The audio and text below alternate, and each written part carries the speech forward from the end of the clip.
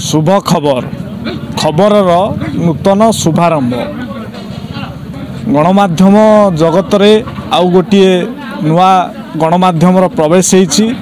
मु जानी अत्यंत खुशी एवं आनंदित जाऊ खबर को नुआ ढंगरे परिवेषण करिबा पई जो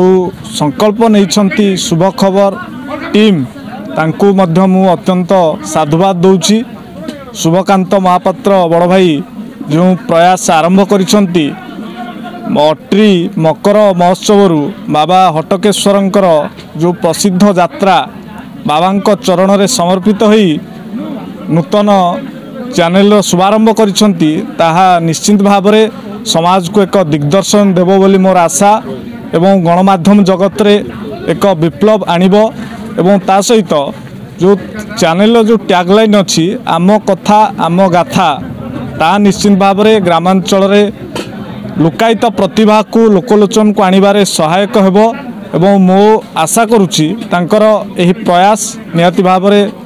उत्तर कामना करुछि एवं तांकर एही प्रयास आगो को आगे चलू एतिकी मोर आशा एवं विश्वास।